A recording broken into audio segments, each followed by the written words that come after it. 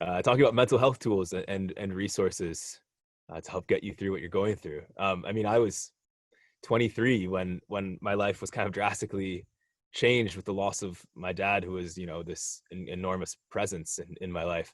Um, and I felt very alone. I was going through grief and despair. And to be completely honest, I didn't do anything. I let those emotions sort of take over my life. It impacted me physically for sure. I lost a ton of weight, an unhealthy amount, obviously. Um, Now, 2.5 years later, I'm very proactive about my mental health. I think in part because of what I went through when I was younger, and looking back on it, I was incredibly lucky. And not everyone has this, but to have family and friends who proactively checked in on me and made sure I was doing okay when I definitely wasn't. Um, I'm very grateful I made it out of the deepest, darkest part of of my depression. And now, because I don't really want to ever have those feelings again, or at least prevent them as much as I can, now is where I'm taking care of my mental health on an active basis. So I exercise routinely now. That just works for me. It may not work for everyone, but it's kind of just what I do.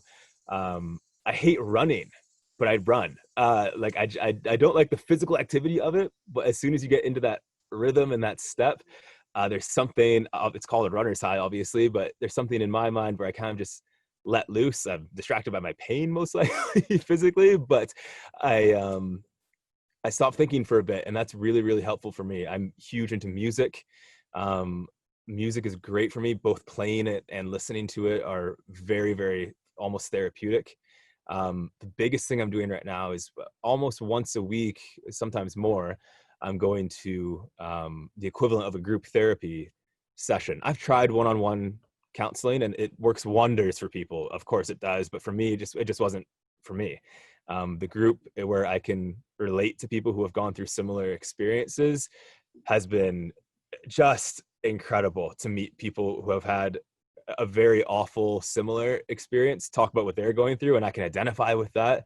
So it really is, in the end, the best mental health tool, I think, is finding people who have had that similar experience. And again, it comes back to talking about your experience and what you went through.